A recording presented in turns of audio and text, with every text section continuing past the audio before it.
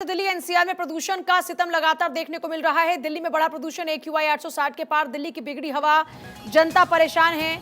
नोएडा, गुरुग्राम, गाजियाबाद भी प्रदूषण से इस वक्त बचा नहीं है, अछूता नहीं है। मुंबई में भी कम नहीं हो रहा है वायु प्रदूषण। तो दिल्ली की आबो हवा खराब हो चुकी है। दिल्ली वासी परेशान है, एनसीआर वासी परेशान है। और सिर्फ दिल्ली एनसीआर ही क्यों, बात अगर मुंबई की जाए तो वहां पर भी हालात बद से बदतर होते जा रहे हैं और वहां पर भी लोग लगातार परेशानी से जूझ रहे हैं। गैस के चैम्बर में तब्दील हो चुका है दिल्ली एनसीआर। चारों तरफ धुंध नजर आ रही है, स्मॉग की चादर चारों तरफ नजर आ रही है।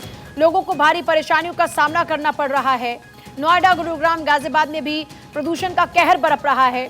दिल्ली, नोएडा, गाजियाबाद, गुरुग्राम, मुंबई, कानपुर की तस्वीरें आप देख रहे हैं, जहां पर आप देखेंगे सांसों का संकट काल। और सांसों का संकट काल आखिर क्यों कहा जा रहा है?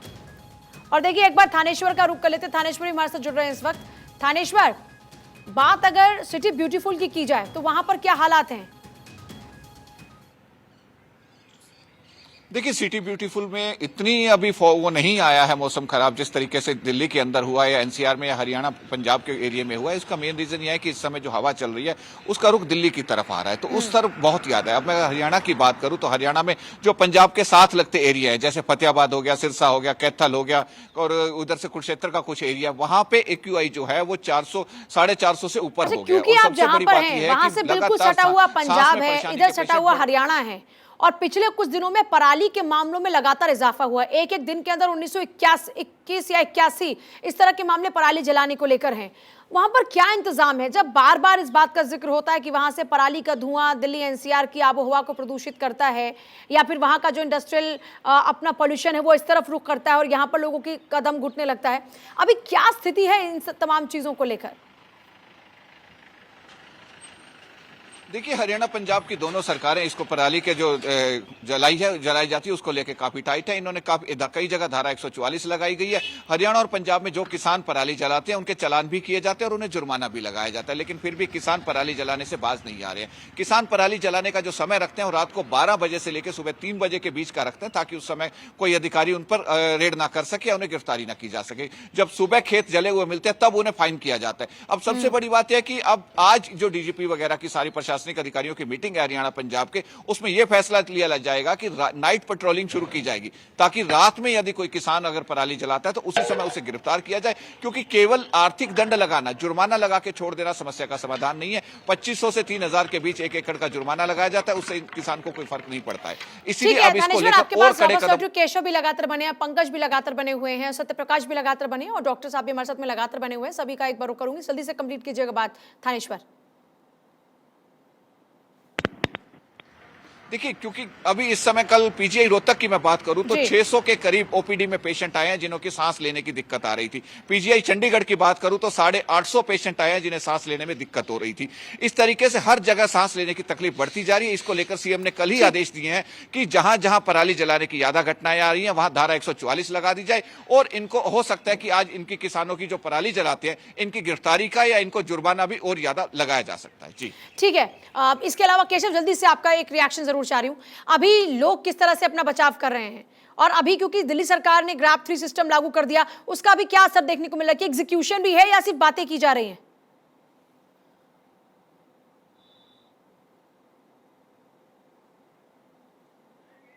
पॉल्यूशन साफ तौर से दिल्ली के आसमान में दिख रहा है और लोग जब घर से निकलते हैं तो उनको कई तरह के प्रॉब्लम से भी सामना करना पड़ता है। तो ऐसे में लोग मास्क लगा के निकल रहे हैं, ज़्यादा आउटडोर एक्टिविटी नहीं कर रहे हैं। और दिल्ली के आरएमएल अस्पताल ने दिल्ली में बढ़ते पॉल्यूशन को देखते हुए प्रत्येक सोमवार को एक पॉल्यूशन ओपीडी भी क्रिएट किया है, जिसमें जो पॉल्यूशन से जो ग्रसित पेशेंट हैं वो उस पॉल्यूशन ओपीडी में आके अपना इलाज करा सकते हैं। जहाँ एक तरफ दिल्ली में दमघोटू आवाज़ से लोग सांस लेने में मजबूर हैं, तो वहीं कई तरह के पाबंदियों से भी दिल्ली की जो आम जनता है वो परेशान है। क्योंकि दिवाली का समय है, सभी लोग अपने घरों को सजाने और संवारने का काम करते हैं दिवाली के समय में, लेकिन कई तरह के ऐसे पाबंदियां लगा दी गई हैं। जाने से भी फिलहाल परहेज कर रहे हैं, लोगों की प्रेफरेंस है कि घर में ही रहें। डॉक्टर ढीके, क्या जैसे हमने देखा कि कोरोना के टाइम में लोगों ने अपने जो घरेलू उपचार है वो किए, आयुर्वेदिक दवाइयां या फिर आयुर्वेद की तरफ मूव किया, क्या फिलहाल भी कुछ वैसे ही उपचार लोगों की मदद कर सकते हैं उनकी इम्यूनिटी बूस्ट करने में?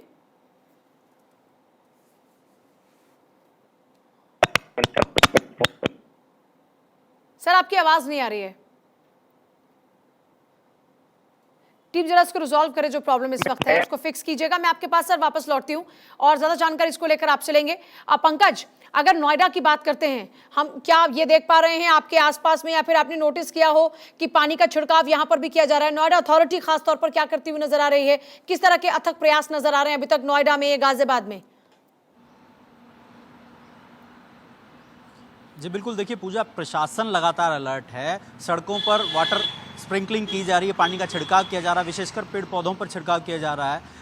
हवा को शुद्ध साफ करने के लिए हवा में छिड़काव किया जा रहा है। और ग्रैप 3 के जिस तरीके से नियम कहते हैं, जो प्रतिबंध लगते हैं, दिल्ली से सटा हुआ 300 किलोमीटर का एरिया, जिसे एनसीआर की परिभाषा दी जाती है, किसी भी तरीके का कंस्ट्रक्शन का काम बैन कर दिया गया, कंप्लीटली बैन। अगर कोई कंस्ट्रक्शन कहीं हो रहा है तो उसके खिलाफ प्रशासन एक्शन लेगा। इसमें सिर्फ राष्ट्रीय सुरक्षा से या राष्ट्रीय महत्व से जुड़े जो काम है, जैसे कि अस्पताल हो गए, बड़े मेट्रो प्रोजेक्ट्स हो गए, सिर्फ वहीं पर कंस्ट्रक्शन चालू रह सकती है। इसके अलावा हर जगह कंस्ट्रक्शन पर बैन रहेगा। और जैसा आपने बताया, अभी हमारे सहयोगी केशव ने बताया कि दिल्ली में 5वीं तक के स्कूलों को बंद कर दिया गया है। मैं आपको बता दूं, सेंट्रल पोल्यूशन कंट्रोल बोर्ड के जो आंकड़े हैं, इसको लेकर क्या कदम उठाया, इसको लेकर जानकारी है कि जल्दी से पंकज?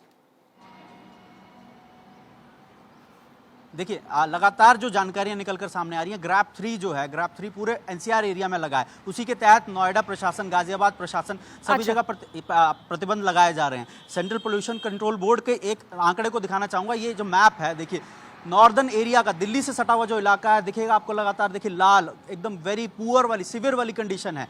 पूरे बाकी देश के मैप में देखेंगे आपको ग्रीन, बहुत जगह ग्रीन दिखेगा। लेकिन जहां पर हम खड़े हैं, 486 से ज्यादा है एक्यूआई लेवल।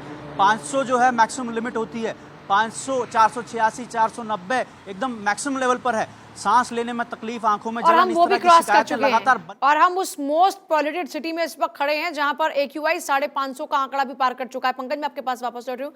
सत्यप्रकाश, अगर मुंबई की बात करते हैं, वहां पर भी इतने खराब हालात हो चुके हैं कि वहां की सरकार को स्कूलों को लेकर फैसला लेना पड़े या फिर कुछ इस तरह के हार्ड डिसीजन लेने पड़े लोगों की हेल्थ को लेकर?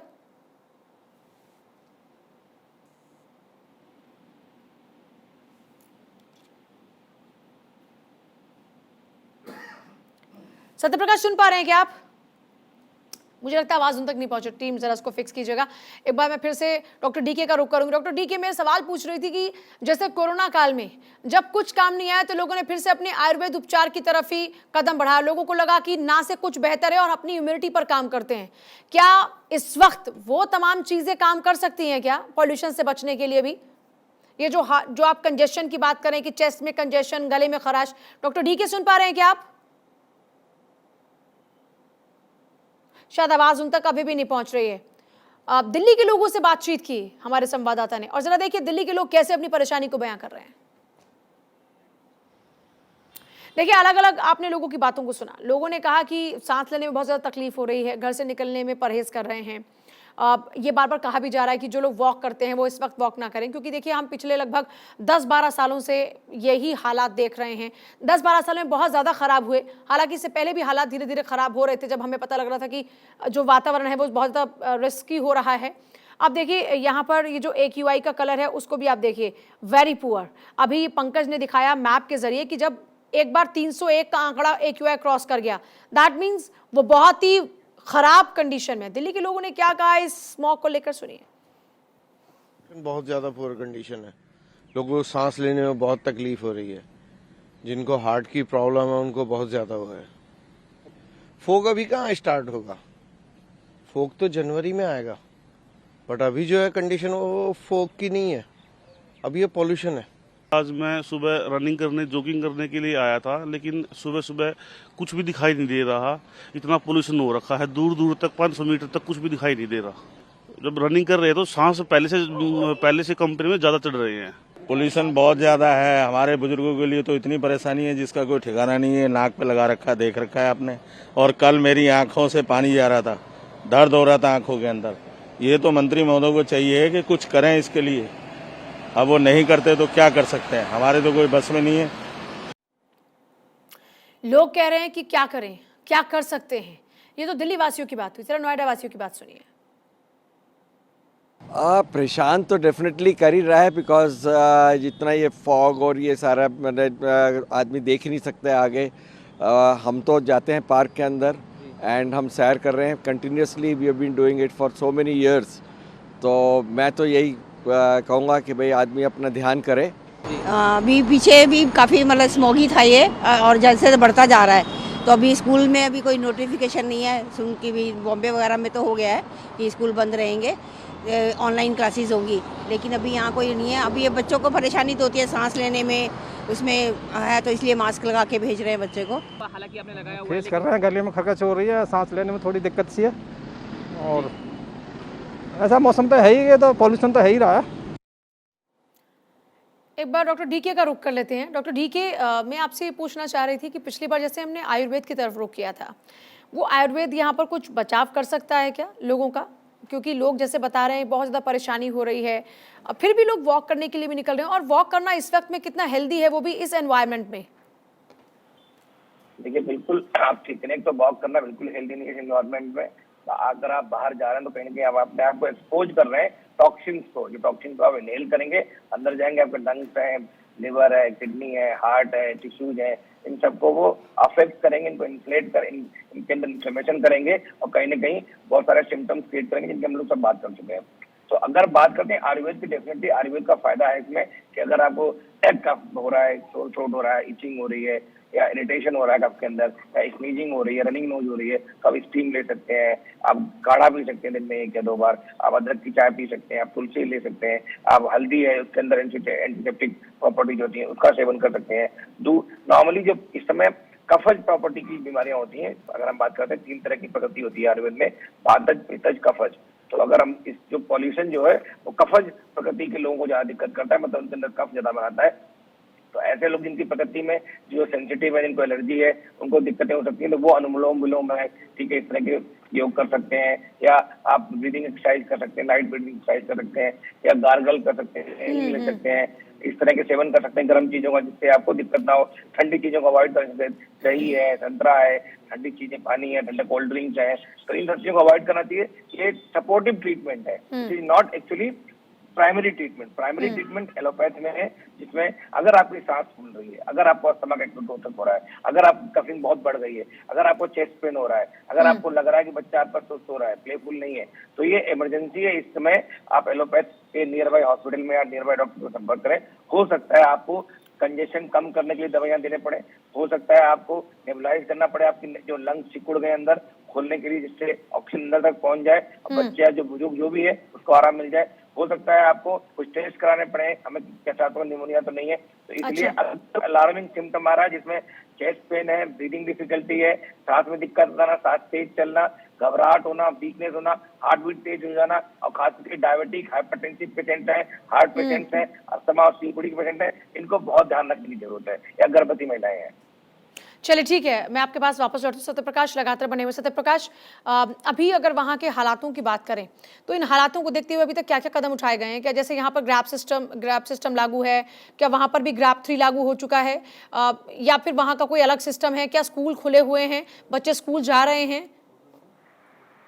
बिल्कुल, देखिए मुंबई में एयर क्वालिटी इंडेक्स जो है लगातार अलग अलग जगहों पर अलग अलग है। पिछले 1 हफ्ते से मुंबई की हवा प्रदूषित है, और लगातार बीएमसी इस पर काम भी कर रही है। बीएमसी नई नई गाइडलाइंस जारी कर रही है, जिसमें सबसे बड़ा पोल्यूशन का जरिया जो है, बीएमसी ने बताया कि जो 6000 मुंबई में कंस्ट्रक्शन चल रहा है वो है। सड़कों पे जो खुदाई हो रही है वो पोल्यूशन के मुख्य कारण है। मुंबई के जो बेस्ट के पुरानी बसें हैं वो भी पोल्यूशन का एक कारण हो सकती है, जिसमें मुंबई की बेस्ट बसों को चिन्हित किया गया है, 300 बसों को चिन्हित किया गया है, जो एयर फिल्टर लगाया जाएगा जिससे पोल्यूशन न हो। जो कंस्ट्रक्शन चल रहा है वहां पर अलग अलग वार्डों में अलग अलग अधिकारियों की इसकी जिम्मेदारी दी गई है कि कहाँ मानक के अनुसार काम हो रहा है, कहाँ नहीं हो रहा है, उस पर ध्यान रखा जाए। मुंबई के जो सड़कें हैं, जो धूल वाली सड़कें हैं, वहां पर सड़कों की धुलाई का भी काम बीएमसी द्वारा लगातार किया जा रहा है।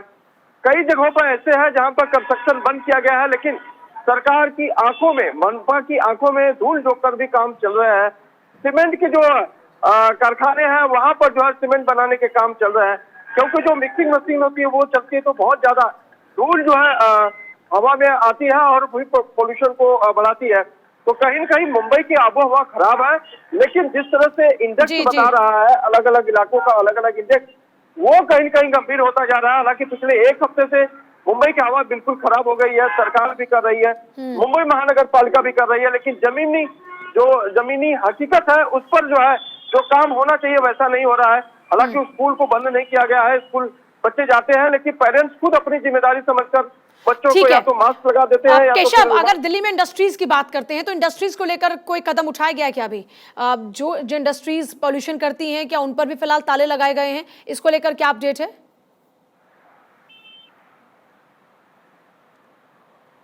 चरण को लागू किया गया है दिल्ली में। ग्रैप 3 में इंडस्ट्री को बंद करने का कोई फरमान नहीं जारी किया गया। हालांकि जो पोल्यूशन फैलाने वाले इंडस्ट्री हैं उनको पहले ही दिल्ली सरकार ने बंद कर दिया। जैसे कि जो प्रदूषण जिस इलाके में 400 के करीब है उन इलाकों में निर्माण भी नहीं होगा, ये दिल्ली सरकार ने जरूर कहा है। मतलब कह सकते हैं कि जो भी जो पोल्यूशन फैलाता है उन सभी इंडस्ट्री को और जो कंस्ट्रक्शन साइड है उनको भी फिलहाल बंद कर दिया गया। दिल्ली सरकार की तरफ से कहा गया कि उसको नहीं चालू किया जाए, क्योंकि दिल्ली में दम घोटू हवा अपने चरम से भी ज्यादा पहुंच गया। कह सकते हैं कि अब रिकॉर्ड भी नहीं किया जा रहा। कई इलाकों में 800-900 के आसपास दर्ज किया गया, कई इलाकों में 500 के ऊपर है। तो ये बहुत ही खतरनाक श्रेणी में है पोल्यूशन का लेवल। इसलिए दिल्ली सरकार ने भी जो एहतियाती कदम है वो उठाए हैं। ग्रैप 3 को लागू कर दिया गया है। सबसे ज्यादा गाड़ी दिल्ली में चलती है, ऐसे में ग्रैप 3 में उन गाड़ियों को बैन कर दिया गया है जो BS3 पेट्रोल और BS3 में जो ये आते हैं डीजल गाड़ी है, इन सभी गाड़ी को फिलहाल दिल्ली में अलाउ नहीं किया जाएगा। अगर कोई भी गाड़ी इस कंपेयर में चलती है तो उनको 20,000 रुपया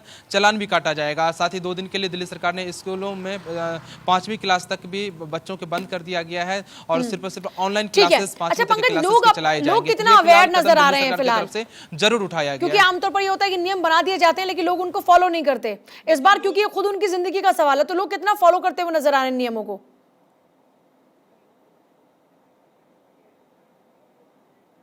हैं तो निश्चित तौर पर लोगों में डर तो है। जिस तरीके से स्कूलों को बंद किया गया है, हमने हमारे भारत 24 के सहयोगी केशव ने लगातार सुबह बात की तो लोगों का कहना है कि वहाँ पर बच्चों को ज़्यादा दिक्कतें होती हैं, हमें डर लग रहा है बच्चों को स्कूल भेजने में। लेकिन जीवन है, लगातार चलते रहना है, घर बैठकर काम नहीं हो सकता है। सरकारों को इस बात को समझना होगा, साथ ही साथ लोगों को भी इस बात को समझना होगा कि जिस तरीके से पराली को जलाने के मामले बढ़ते हैं और लगातार ये हर साल का नियम, ये हर साल की एक गतिविधि सी हो गई है, हर साल ऐसा होता है। और लगातार जो ग्रैप 3 के नियम है जितनी सख्ती से पालन करने का उसमें दिशा निर्देश है, उतनी सख्ती से क्या पालन हो रहा है? थानेश्वर, पराली को लेकर किसानों में बहुत ज्यादा नाराजगी रहती है, अभी क्या स्थिति बनी हुई है? इतनी नजर रखने के बावजूद भी हम देख रहे हैं कि पराली लगातार जलाई जा रही है। सरकार भी कह रही है कि हम इंतजाम कर रहे हैं, हमने ये इंतजाम किए हैं। देखिए, हरियाणा सरकार ने तो इंतजाम अच्छे किए हुए हैं, इसलिए हरियाणा में पराली जलाने के केस बहुत कम आए हैं। लेकिन पंजाब में पराली बहुत ज्यादा जल रही है। पिछले दिनों नासा ने जो सैटेलाइट तस्वीरें जारी की थी उसमें भी बिल्कुल साफ हो गया था कि पंजाब के अंदर पराली बहुत ज्यादा जलाई जा रही है। इसलिए पंजाब का, हरियाणा का जो एरिया पंजाब के साथ लगता है, जिसमें कि फतेहाबाद हो गया, कैथल हो गया, सिरसा हो गया, रोहतक का कुछ एरिया हो गया, ये जो एरिया कुरुक्षेत्र का एरिया होगा, इसके अंदर जो AQI है वो 450 से ऊपर हो गया है। बहुत शुक्रिया आप तीनों का पूरी जानकारी के लिए, चारों का पूरी जानकारी देने के लिए बहुत बहुत शुक्रिया। और हमारे साथ में डॉक्टर डी के जुड़े, उनका भी बहुत शुक्रिया पूरी जानकारी साझा करने के लिए।